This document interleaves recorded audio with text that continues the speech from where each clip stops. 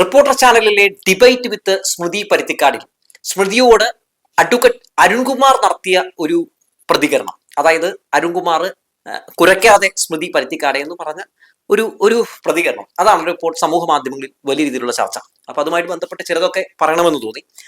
ഈ കുറിപ്പുകൾ കുരുക്കുമോ എന്നതായിരുന്നു കേട്ടോ ഈ പറയുന്ന ഡിബേറ്റ് വിത്ത് സ്മൃതി പരുത്തിക്കാട് എന്ന് പറയുന്ന ആ പരിപാടിയുടെ തലക്കെട്ടായിട്ട് ഇവർ കൊടുത്തിരുന്നത്. വേറെ ഒന്നുമല്ല, CMR എക്സാലോജിക് കേസുമായിട്ട് ബന്ധപ്പെട്ടുകൊണ്ട് വീണയ്ക്കും മുഹമ്മദ് റിയാസിനും ഒക്കെ വലിയ പങ്കുണ്ടെന്ന് വരുത്തി തീർക്കാൻ വേണ്ടി നടത്തിയ ഒരു അന്തിച്ചർച്ചയാണ്. ഈ അന്തിച്ചർച്ചയിൽ അഡ്വക്കേറ്റ് അരുൺകുമാർ CPM-ന്റെ ഒരു വേർഷൻ പറയാൻ വേണ്ടി, CPM-ന്റെ നിലപാട് പറയാൻ വേണ്ടി അദ്ദേഹം എത്തുന്നുണ്ട്.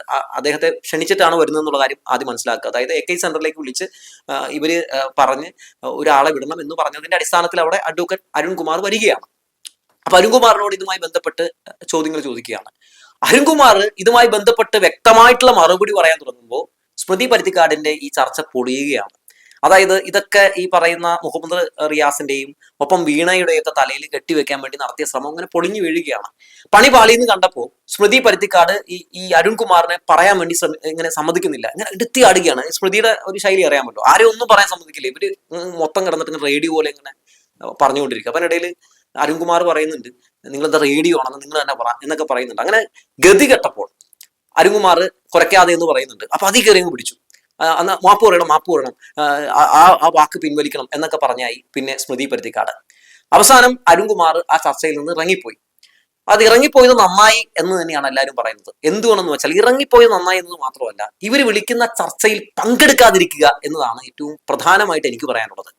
കാരണം ഈ സ്മൃതി പരുത്തിക്കാടിന്റെ ചർച്ച അത് കോൺഗ്രസ് അജണ്ട എല്ലാവരിലേക്കും അടിച്ചേൽപ്പിക്കുന്നതിനും ആ അജണ്ട പ്രചരിപ്പിക്കുന്നതിനും വേണ്ടി നടത്തുന്ന ഒരു ഷോ ആയിട്ടാണ് എനിക്ക് തോന്നിയിട്ടുള്ളത്. സത്യം പറഞ്ഞ ഈ സ്മൃതി പരുത്തിക്കാരനെ എനിക്കൊരു മാധ്യമ പ്രവർത്തകയായിട്ട് തോന്നിയിട്ട് പോലും ഇല്ല എന്നുള്ളതാണ്. എന്തെന്ന് വെച്ചാൽ ഇവരൊരു കോൺഗ്രസിന്റെ വക്താവിനെ പോലെയാണ് ഇവർ പെരുമാറിക്കൊണ്ടിരിക്കുന്നത്.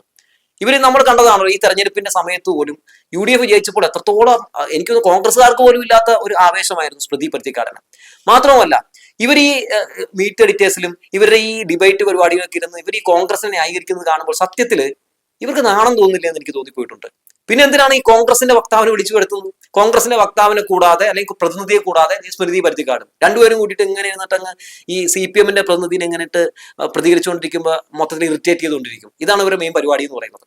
ആര് സ്മൃതിയുടെ പരിപാടി പങ്കെടുക്കാൻ വന്നാലും, ഏത് CPM-കാരൻ പങ്കെടുക്കാൻ വന്നാലും ഇത് തന്നെയാണ് അവസ്ഥ. സ്മൃതി സമ്മതിക്കില്ല, സ്മൃതി പ്രതികരിക്കാൻ സമ്മതിക്കില്ല, നമ്മൾ കണ്ടിട്ടുള്ളതാണ്. അപ്പൊ സ്വാഭാവികമായിട്ടും എന്താണ് ചെയ്യേണ്ടത്? അത്തരം പരിപാടികൾക്ക് ബഹിഷ്കരിക്കുക എന്നുള്ളതാണ്. അത്തരം പരിപാടികൾക്ക്, അത്തരം ഡിബേറ്റുകൾക്ക് ആളെ വിടാതിരിക്കുക എന്നുള്ളതാണ്.